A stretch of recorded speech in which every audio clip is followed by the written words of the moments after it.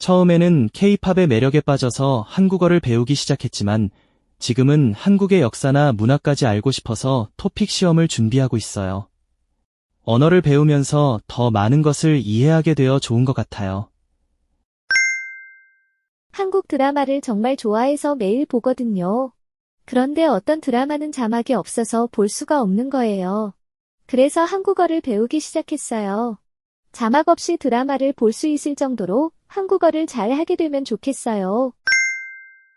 저희 가게에 한국 손님이 늘어서 간단한 인사말만 외워서 하다가 메뉴나 안내판을 한국어로 만들면서 자연스럽게 한국어를 공부하게 됐어요. 나중에 한국에 놀러 가면 한국 친구들과 편하게 대화하고 현지인들만 아는 맛집이나 숨은 명소를 찾아다니고 싶어요.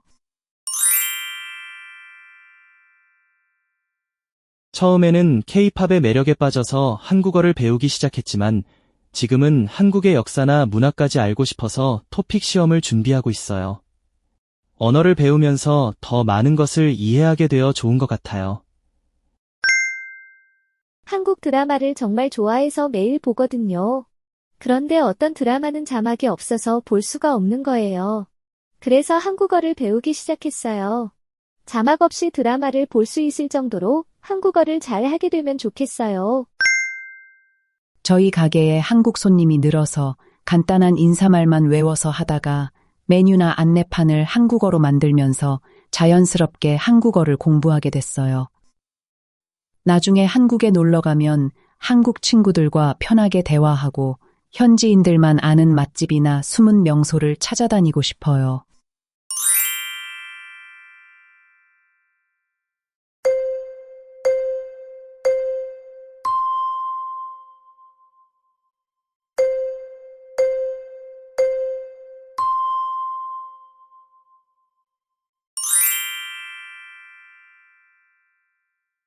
제 취미는 등산이에요.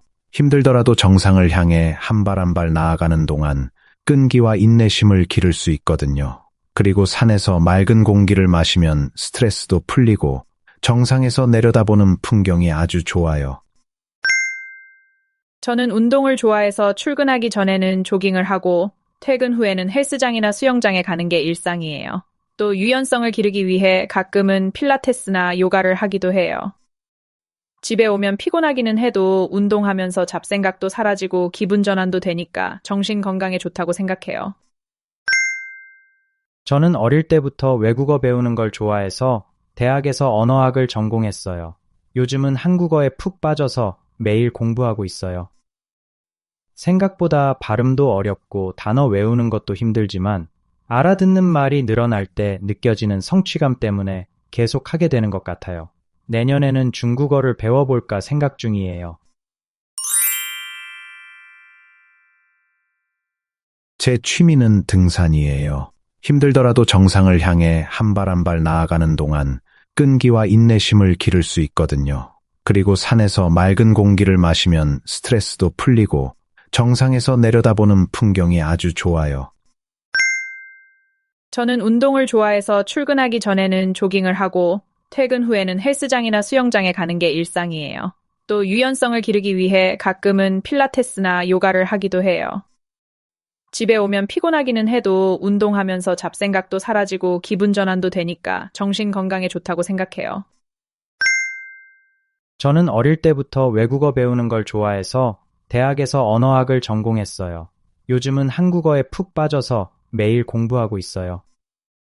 생각보다 발음도 어렵고 단어 외우는 것도 힘들지만 알아듣는 말이 늘어날 때 느껴지는 성취감 때문에 계속 하게 되는 것 같아요. 내년에는 중국어를 배워볼까 생각 중이에요.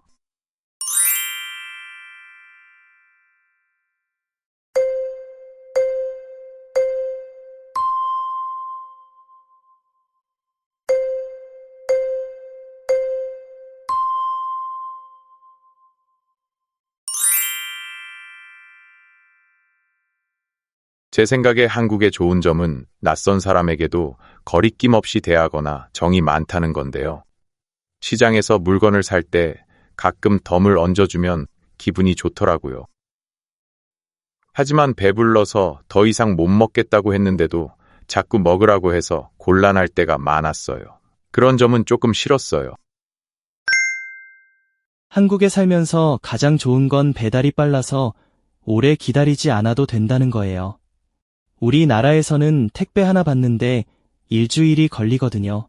한국에 오기 전에는 그걸 당연하다고 생각했는데 지금은 아니에요. 지금은 2, 3일 안에 물건이 도착하지 않으면 이상해요.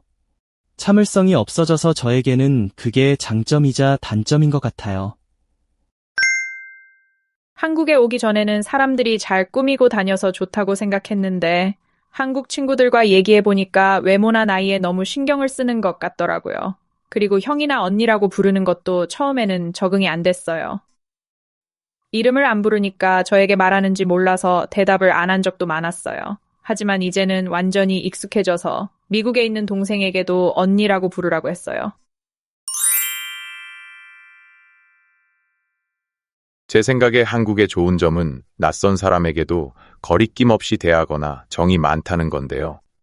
시장에서 물건을 살 때 가끔 덤을 얹어주면 기분이 좋더라고요. 하지만 배불러서 더 이상 못 먹겠다고 했는데도 자꾸 먹으라고 해서 곤란할 때가 많았어요. 그런 점은 조금 싫었어요. 한국에 살면서 가장 좋은 건 배달이 빨라서 오래 기다리지 않아도 된다는 거예요. 우리나라에서는 택배 하나 받는데 일주일이 걸리거든요.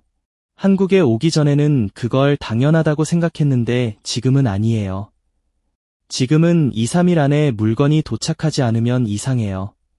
참을성이 없어져서 저에게는 그게 장점이자 단점인 것 같아요. 한국에 오기 전에는 사람들이 잘 꾸미고 다녀서 좋다고 생각했는데 한국 친구들과 얘기해보니까 외모나 나이에 너무 신경을 쓰는 것 같더라고요. 그리고 형이나 언니라고 부르는 것도 처음에는 적응이 안 됐어요. 이름을 안 부르니까 저에게 말하는지 몰라서 대답을 안 한 적도 많았어요. 하지만 이제는 완전히 익숙해져서 미국에 있는 동생에게도 언니라고 부르라고 했어요.